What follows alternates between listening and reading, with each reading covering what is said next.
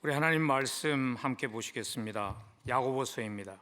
야고보서 1장 1절부터 오늘 12절 말씀이 본문 말씀인데요, 1절부터 우리 4절까지만 한 절씩 교독하기로 하겠습니다. 제가 먼저 1절 말씀 봉독합니다. 하나님과 주 예수 그리스도의 종 야고보는 흩어져 있는 12지파에게 문안하노라. 내 형제들아, 너희가 여러 가지 시험을 당하거든 온전히 기쁘게 여기라. 이는 너희 믿음의 시련이 인내를 만들어내는 줄 너희가 알미라. 인내를 온전히 이루라. 이는 너희로 온전하고 구비하여 조금도 부족함이 없게 하려 함이라. 아멘. 하나님의 말씀입니다. 오늘부터 야고보서를 통해서 이 시대를 살아가는 우리에게 주시는 하나님의 음성에 집중하는 그러한 시간을 가질까 합니다. 왜 야고보서인가? 물론 가장 근본적인 답은 이거죠. 하나님의 말씀이기 때문입니다. 그러나 왜 야고보서인가? 왜냐하면 이 시대를 살아가는 성도에게 꼭 들어야 할 하나님이 주시는 메시지가 담겨 있기 때문입니다. 여러분, 우리가 살고 있는 이 시대는요, 두 가지의 특징이 있습니다. 하나는 보는 것을 중요시하는 특징이 있습니다. 그래서 비주얼 시대라고 부르죠. 그래서 복음의 이론도 중요하지만 복음을 어떻게 살아내는가 하는 것이 더 중요한 때를 우리가 살고 있습니다. 여전히 복음을 듣지 못해서 믿지 못하는 사람이 있긴 하지만요, 더 많은 사람들은 어쩌면 복음을 들었음에도 불구하고 복음대로 사는 모습을 볼 수 없기 때문에 믿는 것을 주저하는 그러한 현상이 있지 않는가 하는 지적도 틀린 지적이 아니라고 생각합니다. 이 시대에 또 한 가지 특징이 있습니다. 실용주의입니다. Is it true? 그것이 진리인가 하는 것보다는 Does it work? 그게 과연 내 삶을 바꾸어 놓는 그러한 실질적인 효과가 있는가 하는 것에 더 관심이 많은 시대이기 때문입니다. 교회가 실용주의를 우리가 품자는 얘기가 아닙니다. 그래서 더욱더 믿음이 이론이 아니라 삶에서 사라지는 것이 중요한 시대를 우리가 살기에 야고보서가 중요한 하나님의 말씀인 것입니다. 여러분, 우리가 살고 있는 이 시대는 어떤 면에 있어서 예전에 있었던 그러한 현상과는 반대되는 현상이 일어나는 시대이죠. 예전에는 한때 야고보서가 행위를 너무 강조하는 하나님의 말씀이라는 그 이유 한 가지 때문에 환영을 받지 못한 때가 있었습니다. 중세 때는 왜냐하면 구원론이 마치 구원의 행위가 합해져야지 구원이 되는 것처럼 가르치는 그런 가르침이 교회 속에 있었죠. 그래서 중세의 종교개혁가였던 마틴 루터 같은 분은 야고보서를 지푸라기 서신이라고까지 비하해서 불렀습니다. 그러나 여러분, 오늘날 우리가 살고 있는 시대는 그 반대 아닌가요? 오직 복음으로 구원받을 수 있다는 것, 오직 십자가의 은혜로 구원받는다는 그것 때문에 소중한 복음이 우리의 삶 속에서 때로는 이용당하고, 그래서 복음으로 사는 삶의 열매가 없는 삶이 되어버린 그러한 안타까움이 우리에게 있는 것이 오늘날 현실이 아닐까요? 많은 사람들이 교회를 향해서 교회는 많아졌지만 세상을 바꾸는 영향력은 예전보다 못해졌다는 말을 많이 하는 그 이유가 어쩌면 복음을 삶 속에서 살아내어야 하는 그 중요성을 우리가 때로는 가볍게 인식하기 때문 아닐까요? 그래서 야고보서는 굉장히 오늘을 살아가는 우리에게 다시 한번 돌아가서 귀를 기울여야 할 중요한 말씀입니다. 야고보서는요, 굉장히 실질적인 말씀입니다. 신앙으로 우리가 살아가면서 접하게 되는 모든 상황들 가운데에서 어떻게 복음으로 그것을 살아낼 수 있는가를 우리에게 실질적으로 코칭해 주실 것입니다. 오늘 본문을 보아도요, 고난의 순간을 지나갈 때 어떻게 승리할 수 있는가, 그 답을 주십니다. 유혹당할 때 어떻게 극복할 수 있는가, 참 믿음을 가졌다면 어떤 모습으로 살아가야 하는가, 어떻게 하면 가장 문제스러운 그 혀를 잘 조정할 수 있을까, 영적인 싸움 어떻게 하면 이길 수 있을까, 어떻게 하면 믿음으로 끝까지 인내할 수 있을까, 어떻게 기도해야 하는 것인가 하는 실질적인 그러한 신앙과 관련된 많은 질문들의 답을 야고보서가 우리에게 해 주실 것입니다. 그래서 어떤 학자는 이렇게 말합니다. 야고보를 만약에 의사에 비교한다면은 마치 치과 의사와 같은 사람이다. 왜냐하면 치과 의사는 가면요, 이가 아프다고 그러면 그냥 마사지하고 위로해주고 집에 가라고 안 그러잖아요. 그냥 파잖아요. 야고보서가 그런 말씀이라는 것이죠. 그래서 오늘 본문을 보아도요, 인사는 굉장히 간단하게 합니다. 한 절로 인사를 마칩니다. 그리고 단도직입적으로 신앙생활을 해가면서 우리가 피할 수 없는 문제, 고난이라는 문제, 시련이라는 문제를 다루고 있죠. 그래서 2절을 보면 내 형제들아 너희가 여러 가지 시험을 만나거든 온전히 기쁘게 여기라, 그렇게 시작합니다. 오늘 본문을 주위에서 보면 너희가 만일 여러 가지 시험을 만나면 그렇게 말씀하지 않았습니다. 야고보 사도는요, 여러분들이 여러 가지 문제를, 여러 가지 어려움을 만날 것입니다. 그것을 전제로 시작하고 있습니다. 왜냐하면 삶에는 시련이 있게 마련입니다. 삶에 찾아오는 고난이라는 것은 피할 수 없는 것이기 때문입니다. 시험이 없는, 고난이 없는 신앙생활은 없습니다. 하나님의 아들이셨던 예수님조차도요, 예외가 아니셨습니다. 이 땅에 오셔서 시련으로 시작하셨죠. 누울 자리가 없는 마구간에서 인생을 시작하셨습니다. 그리고 공생애를 시작하시면서 제일 먼저 찾아온 것이 마귀의 시험이셨죠. 여러분, 신앙생활 하면서 시험에 대한 준비가 없다면, 우리의 삶에 찾아올 고난의 준비가 없다면 사실 아무런 준비도 되지 않은 것이라고 말해도 과언이 아닐 것입니다. 오늘 본문은 우리에게 이 질문을 던지며 답하십니다. 어떻게 하면 누구도 피할 수 없는, 누구나 지나가야 하는 인생에 찾아오는 시험 잘 감당할 수 있을까? 어떻게 하면 고난의 순간을 지나가면서 주변 세상이 우리를 통해 복음의 능력을 목격하게 할 수 있을까 하는 그 질문의 답을 오늘 본문은 우리에게 주십니다. 그 첫 번째 답은 이것입니다. 시험의 순간 속에는, 우리의 삶에 찾아오는 시험 속에는 하나님의 선하신 목적이 있다는 것을 기억해야 합니다. 우리에게 삶이 찾아오면 가장 내추럴한 반응은 이것 아닐까요?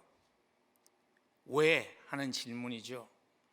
왜 나에게 이런 일을 하나님께서 허락하실까 하는 그 모습이 가장 어떻게 보면 자연스럽게 나올 수 있는 모습입니다. 그런데 오늘 야고보서는 우리에게요, 고난을 이기려면 그 태도로는 이기지 못한다는 겁니다. 고난을 이기려면 새로운 방법을, 새로운 태도를 선택하라고 2절에서 말씀하십니다. 2절 다시 봅니다. 내 형제들아 너희가 여러 가지 시험을 만나거든 온전히 기쁘게 여기라. 여러분, 이 말씀은요, 자동차에 받쳐서 부딪혀서 다리가 부러졌는데 할렐루야 할렐루야 그렇게 싱글벙글 웃으라는 그러한 의미의 말씀은 아닙니다. 오늘 이 말씀은요, 사람이 고난을 당했을 때 하나님을 향한 원망이 나오게 싣고 내 마음속에 하나님을 향한 그러한 섭섭함이 생기기 쉬울 때, 그런 유혹이 있을 때 모든 것을 합해서 선을 이루시는 하나님의 그 선하신 뜻이 있다는 것을 기억하고 기꺼이 수용하라는 것입니다. 기꺼이 환영하라는 것입니다. 여러분, 오늘 2절 말씀을 받았을 때 어떤 느낌이 드시나요? 혹시 그런 느낌이 들지 않았으면 좋겠어요. 야고보 사도가 현실을 너무 모른다. 성도들이 살아가는 현실을 너무 모른다. 그래서 이렇게 말하는 것이다. 그러한 생각을 가지지 않았으면 좋겠어요. 야고보 사도는요, 고난을 당해보지 않은, 마치 온실에서 소중하게 이렇게 보호받으면서 자라난 화초와 같은 인생을 사신 분이 아닙니다. 야고보 사도는 예수님의 동생이었죠. 그리고 초대 예루살렘 교회의 담임 목회자였습니다. 그래서 누구보다도 믿음 때문에 고난을 많이 당해본 분이셨죠. 예루살렘 교회를 지키기 위해서 교회 핍박이 일어났을 때 그 교회를 지키기 위해서 수많은 고난을 당했고요. 그리고 전해오는 그 스토리에 의하면, 기독교 전례에 의하면 예루살렘 성벽에서 떠밀려서 떨어져서 순교한 분이 오늘 야고보서를 기록한 야고보 사도입니다. 야고보 사도는요, 성도의 아픔을 누구보다도 잘 아시는 분이십니다. 그리고 오늘 이 야고보서는 누구를 향해서 쓰진 서신인가 하면 지금 믿음 때문에 고난당하는 성도를 향해서 쓰신 서신입니다. 그래서 1절에서 이렇게 시작하잖아요. 하나님과 주 예수 그리스도의 종 야고보는 흩어져 있는 12지파에게 문안하노라. 왜 하나님의 사람들이 흩어져야 했을까요? 사도행전을 보면 스데반의 순교 이후에 교회에 핍박이 찾아옵니다. 그래서 많은 성도들이 위협을 느끼고 예루살렘을 떠나게 돼요. 지금 그들에게, 그 흩어져 있는 사람들에게 기록한 서신입니다. 그러나 사도행전에 보면 그렇게 기록하죠. 근데 사도들은 예루살렘을 떠나지 않았어요. 오늘 사도 야고보도 예루살렘 교회를 지키기 위해서 수많은 고난을 당하고 있는 고난의 현장에 함께 서 있는 사람으로서 오늘 이 말씀을 전하고 있는 것입니다. 마치 이런 경우의 말씀과 같은 겁니다. 30대 중반에 갑자기 남편을 잃고 어쩔 줄 몰라 하는 한 여성도에게 60대 초반의 권사님이 다가가셔서 이렇게 조용히 말씀하셨습니다. 하늘이 무너지는 것 같고 가슴이 찢어지지. 나도 20대 후반에 남편을 잃고 새 아이들 키웠어. 너무 막막했는데 하나님이 지난 30년 동안 남편도 되어주시고 하나님이 지난 30년 동안 우리 아이들에게 아버지도 되어주셔서 지금까지 올 수 있었어. 주님이 도와주실 거야. 감정의 소리에 귀를 기울이지 말고 하나님의 음성에 귀를 기울이며 살아가야 돼 하는 그러한 격려의 말씀과 같은 말씀을 오늘 야고보 사도가 하고 있는 것입니다. 근데 야고보 사도는요, 그냥 위로하는 것에 그치기보다는 구체적으로 시험을 이길 수 있는 방법을 성도들과 나누고 있습니다. 그래서 단도직입적으로 이렇게 말씀하는 겁니다. 어떤 모습으로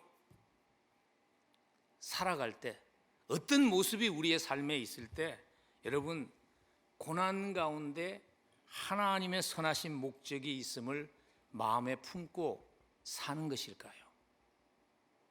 오늘 2절부터 4절 사이에 사용되고 있는 세 개의 동사가 그 구체적인 모습을 우리에게 말해줍니다. 고난 가운데서도 모든 것을 합해서 선을 이루시는 하나님이 함께 하심을 믿고 지나갈 때 우리는 이런 태도로 지나가야 합니다. 첫 번째는 오늘 2절 말씀에 보면요, 온전히 기쁘게 여기라 하는 동사가 나옵니다. 여기서 지금 여기라는 이 동사는 이런 월드 픽처가, 이런 이미지가 담겨 있는 단어입니다. 군악대가 행진을 할 때 제일 앞에 선 사람이 방향을 결정하잖아요. 길을 인도하는 것이죠. Leading the way 한다는 영어 표현에 그 그림을 담고 있는 단어가 여기서 지금 여기라는 단어입니다. 의지적으로 마음의 방향을 결정하라는 것입니다. 의지적으로 마음의 방향을 결정하고 살아가라는 것입니다. 그리고 두 번째 태도는 보니까 3절 말씀에서 믿음의 시련이 인내를 만들어내는 줄 너희가 알미라는 표현을 썼어요. 그냥 지적으로 알고 있다 그 말이 아닙니다. 그것을 알고 그것을 알기 때문에 신뢰하면서 살아가라는 것입니다. 여러분, 하나님의 선하신 목적, 고난에 담겨 있는 하나님의 선하신 목적은 특별한 사람만 알 수 있는 그런 숨겨진 비밀이 아닙니다. 어떤 면에 있어서 우리가 고난을 당할 때 하나님 앞에서 why, 왜요 하는 그 질문은 이미 하나님께서 하나님 말씀에서 답을 하셨죠. 오늘 3절과 4절이 바로 그 답입니다. 우리 함께 읽으면 좋겠습니다. 함께 읽습니다. 3절과 4절 시작. 이는 너희 믿음의 시련이 인내를 만들어내는 줄 너희가 알미라. 인내를 온전히 이루라. 이는 너희로 온전하고 구비하여 조금도 부족함이 없게 하려 함이라. 오늘 하나님의 선하신 뜻이 무엇인지를 분명하게 밝히셨죠. 시험이 어떤 이유 때문에 왔든지, 그것이 나의 잘못이든지 아니면 환경에 내가 피해자이든지 다른 사람의 잘못이든지 그 원인과는 상관없이 모든 시험을 합해서 하나님은 선을 이루십니다. 하나님이 선을 이루시기를 원하는 그 삶의 모습은 무엇인가 하면 하나님이 기뻐하시는 성숙한 하나님의 사람으로 되게 하시는 것이, 그것이 하나님의 목적이라는 것이죠.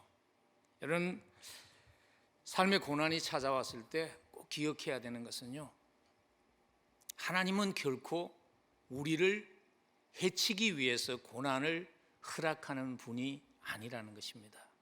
그래서 오늘 3절에 보면 의도적으로 이런 표현을 쓰셨습니다. 믿음의 시련이라는 표현. 근데 여기서 지금 시련이라는 그 단어가 제가 한 2주 전에 여러분들에게 설명했던 도키모스라는 단어입니다. 그래서 한글 성경은 그것을 시련이라고 표현을 했어요. 믿음의 시련이라는 것은 뭐냐면 당시에 항아리가 구워지면 완성품이 되면요, 토기장이가 그 바닥에다가 검증되었다고 도키모스라는 그 도장을 찍었습니다. 오늘 믿음의 시련이라고 그럴 때 시련이라는 그 단어가 바로 그 단어입니다. 토기장이가 항아리를 뜨거운 불 속에 집어넣을 때 그 항아리가 깨지게 하기 위해서 넣는 토기장이는 없죠. 토기장이가 지력으로 토기를 만들어서 뜨거운 불 속에 넣는 이유는 더 강한 토기, 그리고 아름다운 색상을 내는 토기를 만들기 위해서 불 속에 넣는 것입니다. 그리고 토기장이는요, 한순간도 낭매하지 않습니다.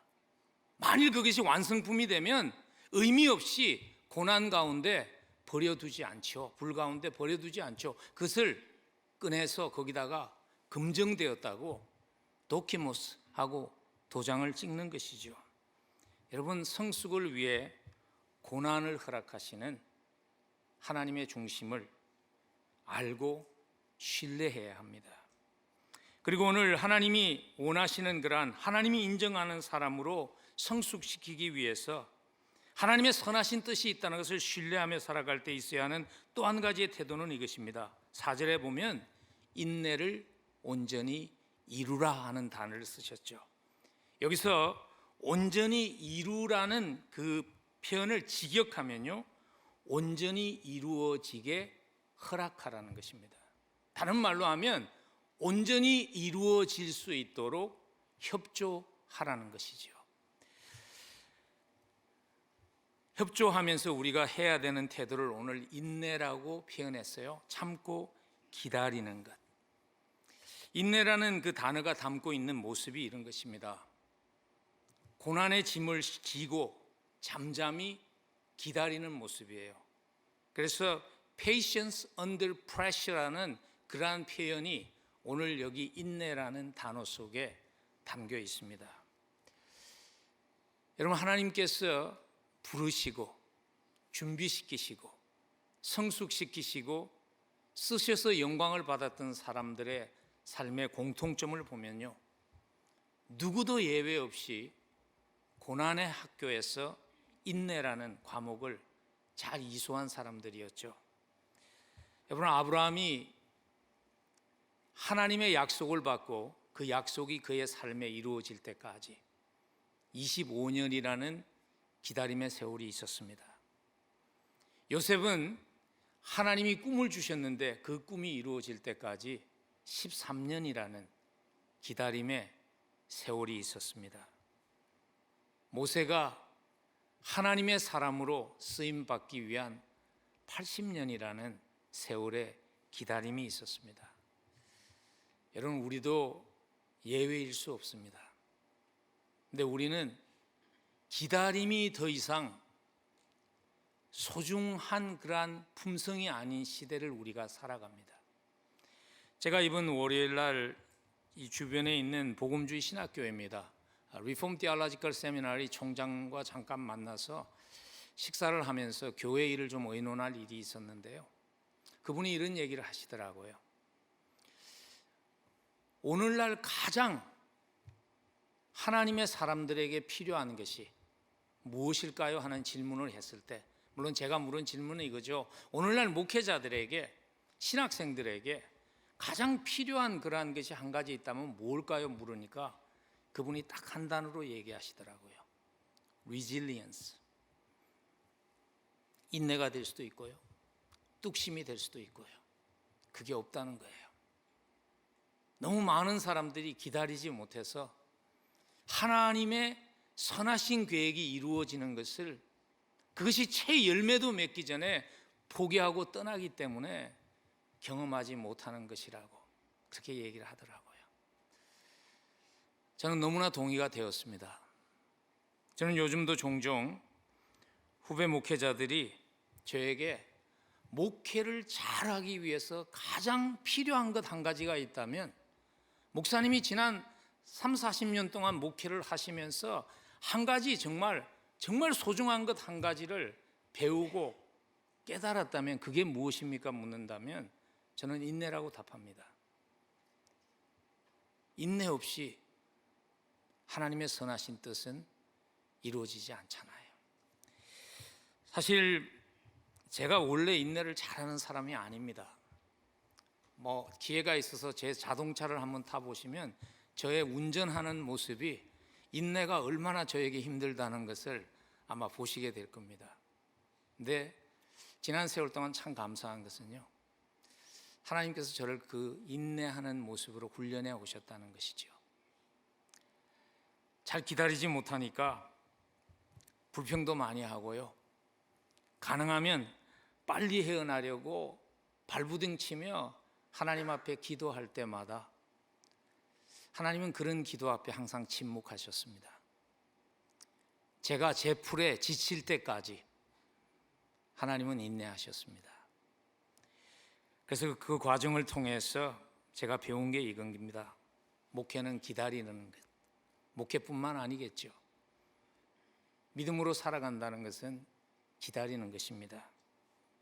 사람이 변하기를 기다려야 하고, 하나님이 부흥을 일으키실 때까지 기다려야 하고, 오해가 풀릴 때까지 기다려야 하고, 결국에는 주님이 주님의 시간에 하셔야 된다는 것을 배우게 되었지요. 여러분, 도자기를 언제 불 속에서 꺼내어야 할지는 도자기를 그 속에 놓은 토기장애가 가장 잘 압니다. 신뢰하고 맡길 수 있어야 합니다. 혹시 인내하며 기다리는 것이 힘들 때 이 말씀을 묵상하면 좋겠어요. 그래서 우리 한번 그 말씀을 함께 봉독하면 좋겠습니다. 예레미야 애가 3장 25절과 26절입니다. 함께 읽습니다. 기다리는 자에게나 구하는 영혼들에게 여호와는 선하시도다. 사람이 여호와의 구원을 바라고 잠잠히 기다림이 좋도다. 하나님이 실수하시지 않습니다. 하나님의 선하신 계획이 있습니다. 잠잠히 기다림을 통해서 여러분의 삶에 하나님이 고난이라는 것을 허락하시면서 준비하신 그 축복 놓치지 않는 은혜가 함께하기를 간절히 축원합니다. 오늘 또한 야고보서는 우리에게 믿음으로 살아가면서 고난의 순간을 만났을 때 그 고난 잘 이기려면, 그 고난의 순간에 우리와 함께 하시는 하나님이 보여지게 하려면 무엇을 기억해야 되는가? 두 번째 답을 이렇게 하십니다. 혼자 지나가는 것이 아니라 하나님이 함께 하시며 도우시고 있다는 것을 기억하라는 것입니다. 오늘 그래서 갑자기 본문을 보면요, 사실 오늘 1장의 모든 주제는 고난입니다. 근데 갑자기 5절부터 기도에 대한 말씀이 나오는 이유가 그것입니다. 다른 주제를 갑자기 들고 나오는 것이 아니라 도우시는 하나님을 기억하는 사람에게 있어야 하는 결단이 기도의 결단이라는 것이죠. 5절 보면은 너희 중에 누구든지 지혜가 부족하거든 모든 사람에게 후히 주시고 꾸짖지 아니하시는 하나님께 구하라 그리하면 주시리라. 함께 하시며 도우시는 하나님을 기억하고 기도하는 것이죠. 기도는 하나님이 나와 함께 하신다는 것을 기억할 때 일어나는 믿음의 행위인 것입니다. 근데 오늘 본문에 보면 야고보서는 굉장히 프랙티컬한 책이거든요. 그래서 두 가지를 기도를 하면서 그냥 기도하십시오 이렇게 말하지 않고 무엇을 기도해야 하는지, 어떻게 기도해야 되는지를 우리에게 설명하시죠. 오늘 5절에 보면 이것을 기도하라고 말씀하십니다. 지혜가 부족하거든 구하라 그리하면 주시리라.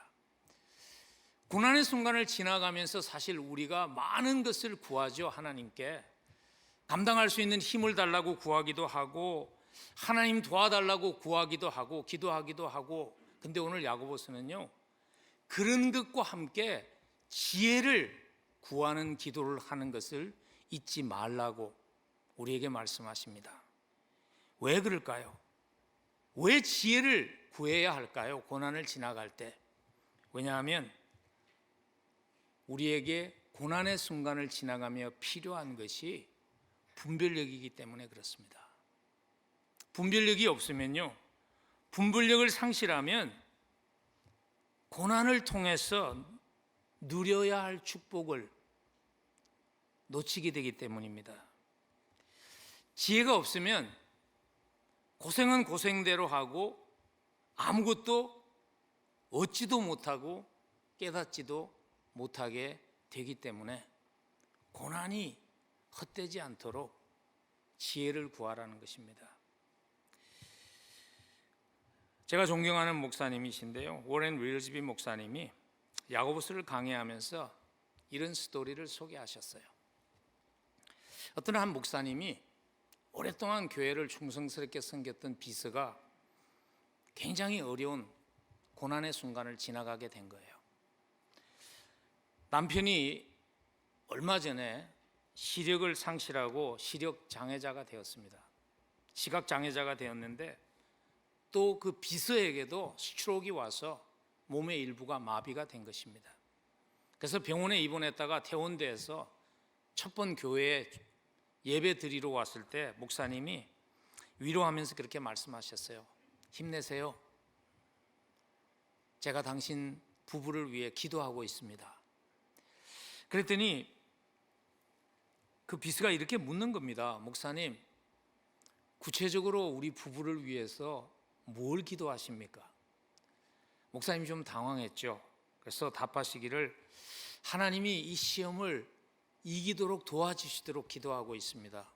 그랬더니 그 비서가 이렇게 말한 겁니다. 참 고맙습니다. 근데 한 가지만 더 기도해 주십시오. 이 고통을 허비하지 않도록, 웨이스트하지 않도록 하나님께서 지혜를 주시도록 기도해 주십시오. 부탁했다고 그러죠. 야고보서 1장 5절의 의미를 잘 이해하고 있는 성도님이시죠. 여러분, 이 자리에도 어려운 시간 지나가시는 분들 계시잖아요. 고난의 골짜기를 지나가시는 분들 이 자리에 계시죠. 여러분, 지혜를 구하며 기도하십시오. 하나님의 계획을 깨달을 수 있도록. 그래야지 고통이라는 모습으로 변장해서 우리에게 찾아온 그 하나님의 숨겨진 축복을 놓치지 않게 됩니다. 지혜를 기도하십시오. 야고보는 오늘 5절 말씀에서 무엇을 기도해야 될지를 말한 후에 오늘 6절에서요, 그러면 어떻게 그렇게 기도해야 되는가를 이렇게 설명합니다. 6절 말씀 보십시오. 오직 믿음으로 구하고 조금도 의심하지 말라. 어떻게 기도해야 되는가? 의심하지 말고 믿음으로 기도해야 된다고 말씀하십니다. 여러분, 어떤 기도가, 어떻게 기도하는 것이 믿음으로 기도하는 것일까요?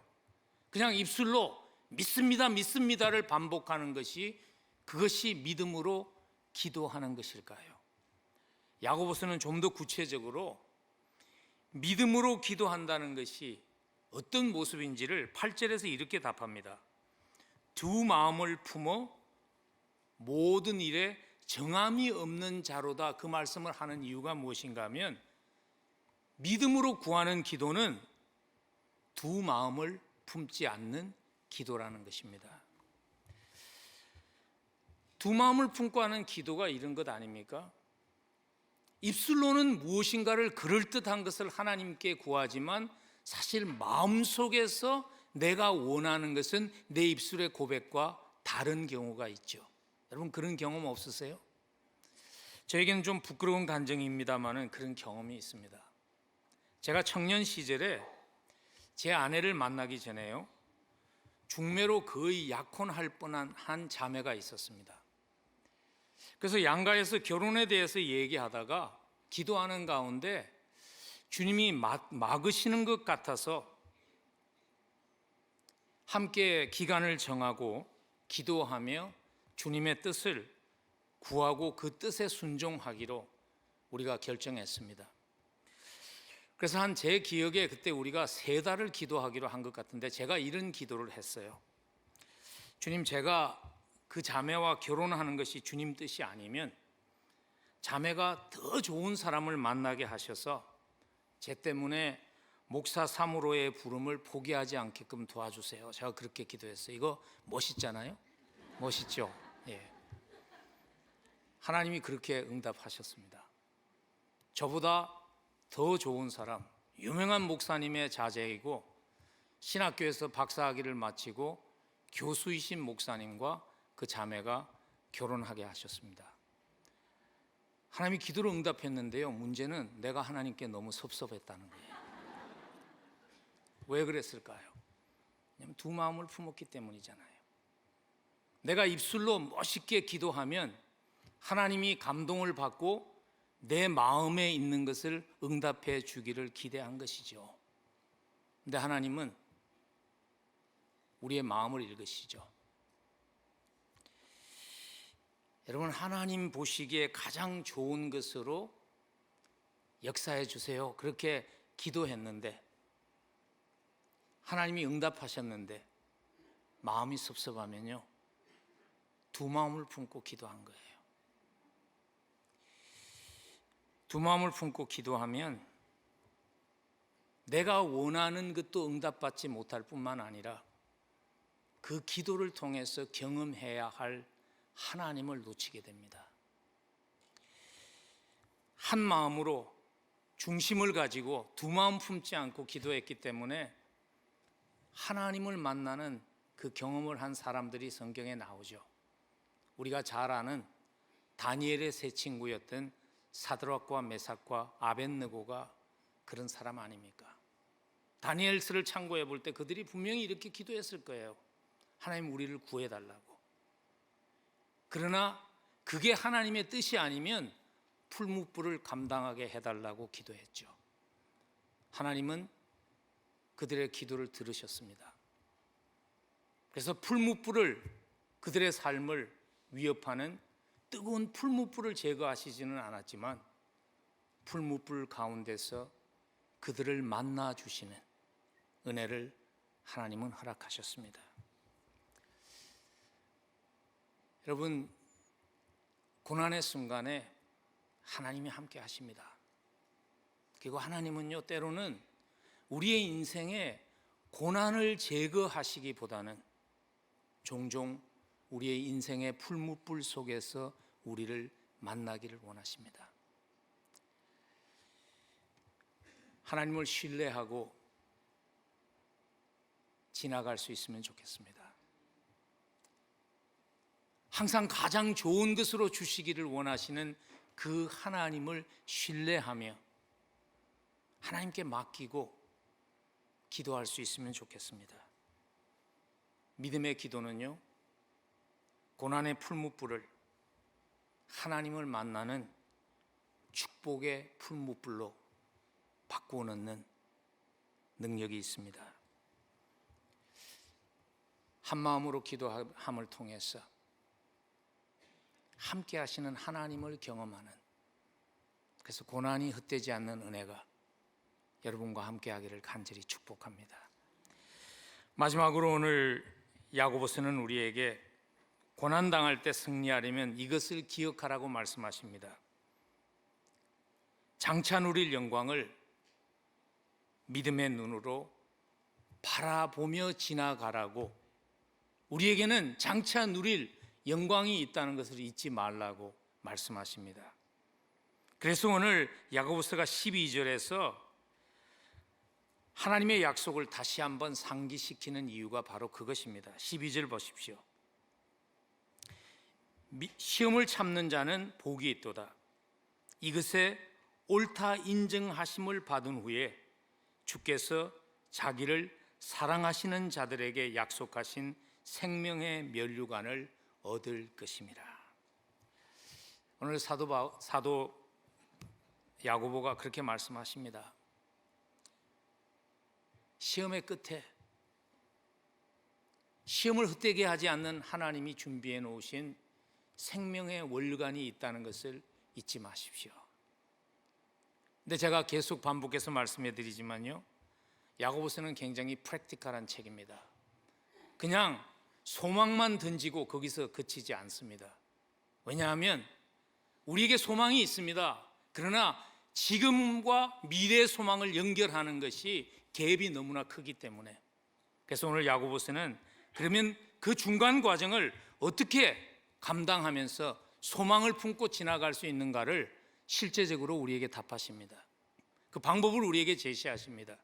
그 방법이 무엇인가 하면, 고난의 순간에 소망을 가지고 살아가려면 성경적인 가치관으로, 하나님의 가치관으로 판단하면서 살아가야 한다고 말씀하십니다. 그것을, 새로운 가치관을 그래서 오늘 보면 9절에 첫 번째 대상에게 적용하고 있는 것입니다. 9절 말씀 보십시오. 낮은 형제는 자기의 높음을 자랑하십시오, 이렇게 말씀하십니다. 여기서 지금 낮은 형제라는 것은요, 영어 번역본에 보니까 The brother in humble circumstance라는 표현을 썼어요. 경제적으로 지금 어려운 자리에 있는 성도들을 지칭한 것입니다. 경제적으로 어려운 상황을 지나가는 형제들은, 가난 때문에 고통을 당하고 있는 형제들은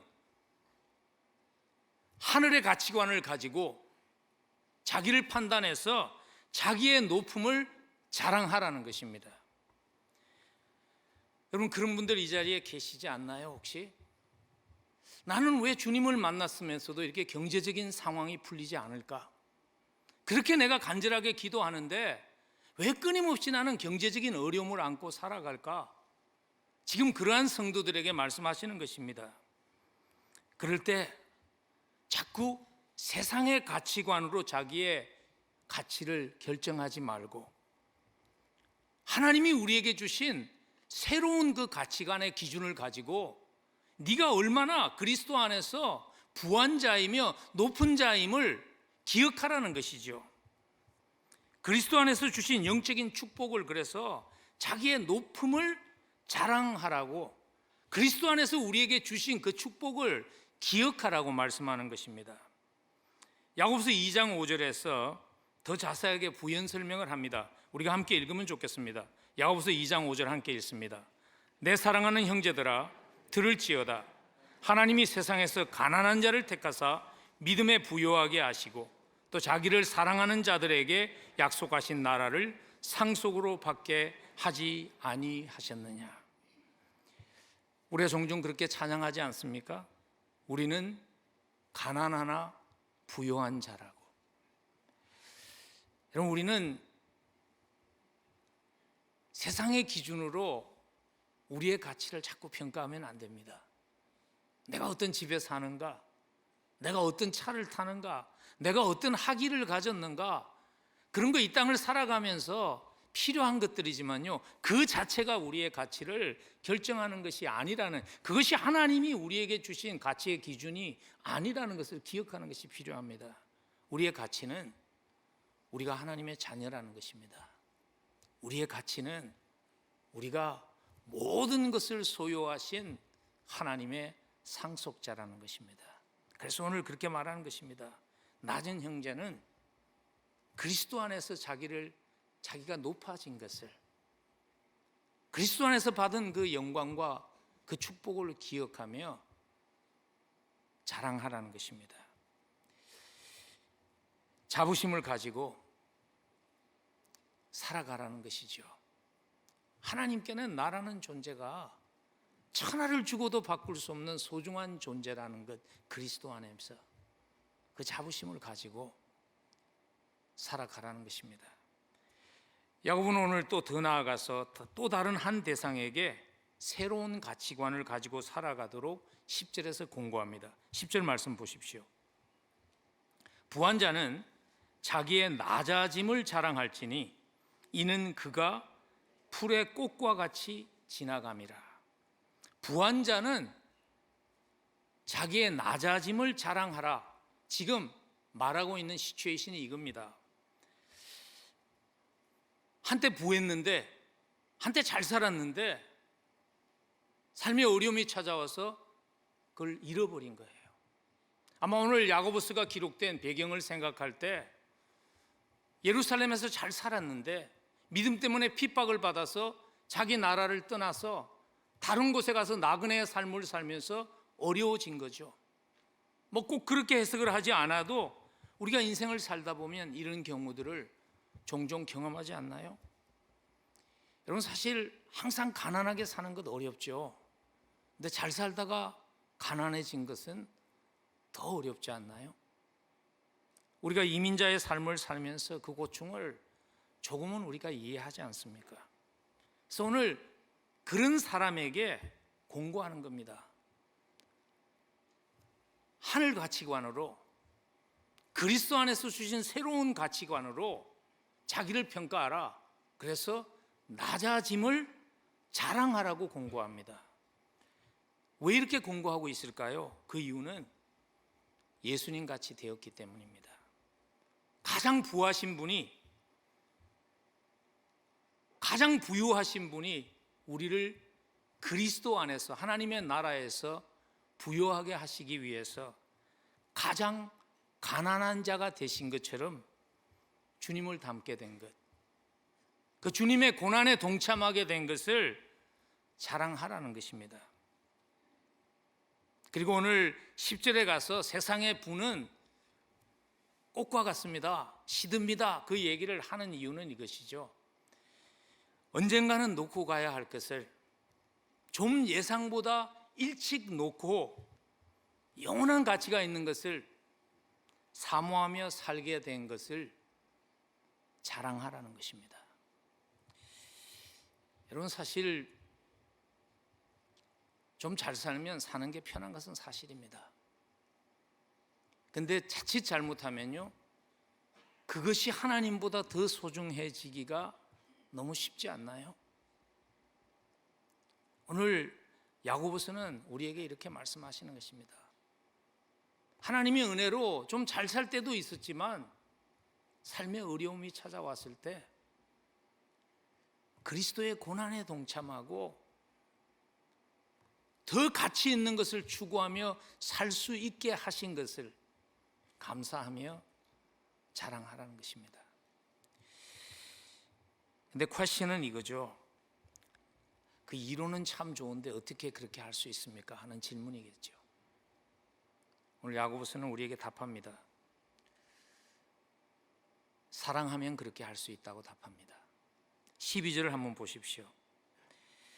시험을 참는 자는 복이 있나니 이는 시련을 견디어낸 자가 주께서 자기를 사랑하는 자들에게 약속하신 생명의 면류관을 얻을 것이기 때문이라. 우리는 생명의 면류관, 이것만 보기가 참 쉬운데요, 오늘 12절을 보면요, 그리스도 때문에 시험을 참고 인내하는 그것이 주님을 사랑한다는 것의 궁극적인 증거라고 말씀하잖아요. 시험을 참는 자, 그 사람이 누구인가 하면 예수를 사랑하는 자들이라고 오늘 12절은 동일한 자격으로 묘사하고 있습니다.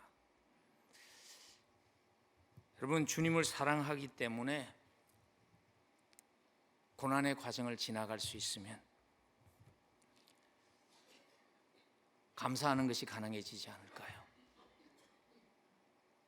주님을 사랑하는 것 때문에 때로는 세상에서 좀 손해보는 것,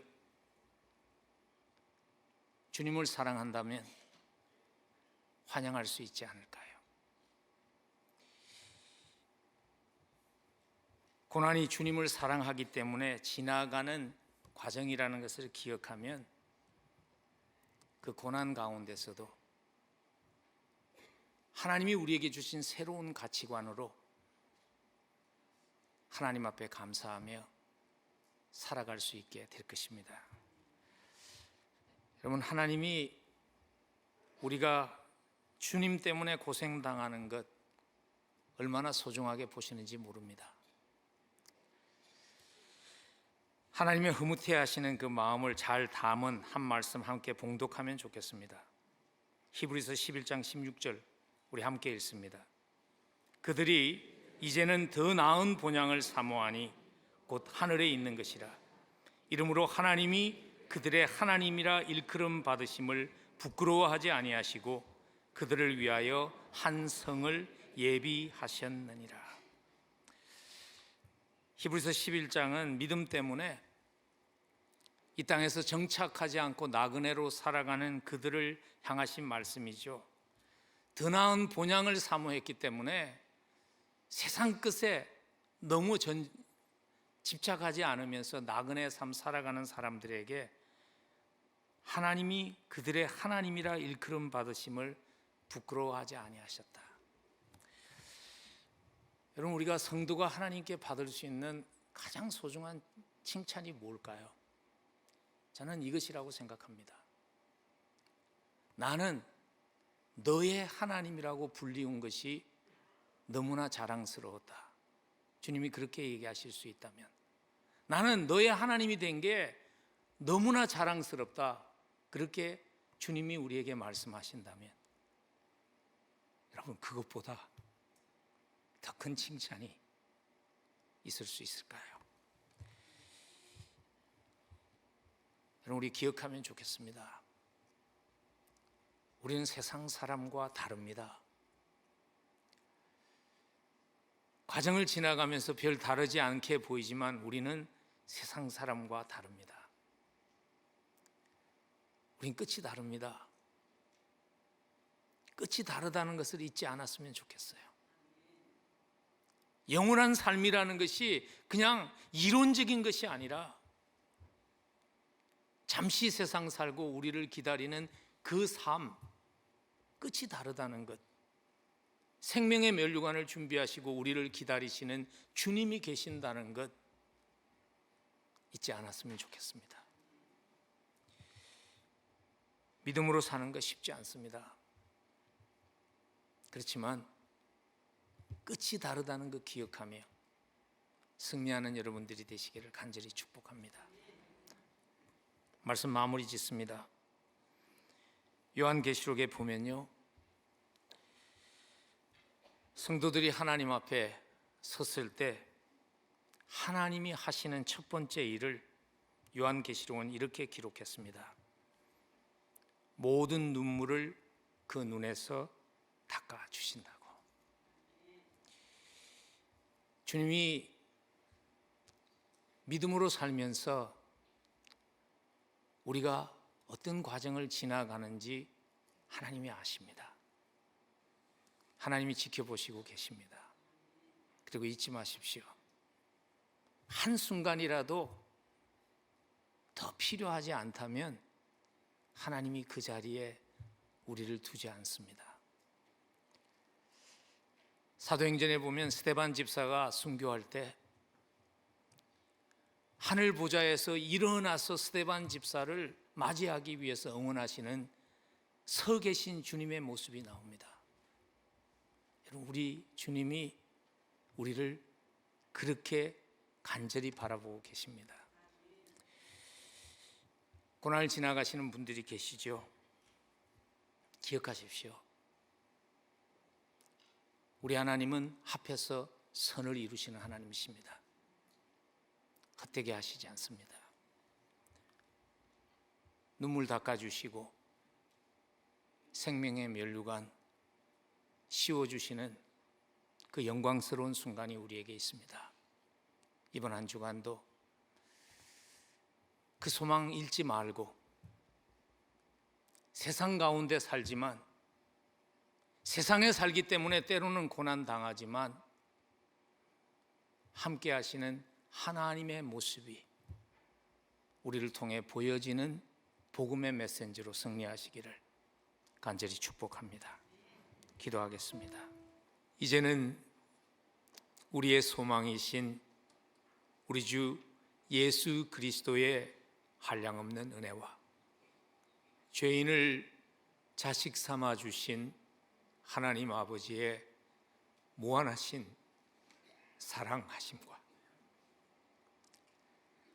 세상 끝날까지 함께 하신다 약속하시며 함께 해주시는 동행해 주시는 성령님의 교통하심이 주님 고난의 순간에도 끝이 다름을 기억하며 이번 한 주간도 삶의 현장에서 믿음 주신 은혜 살아낼 수 있도록 도와주옵소서.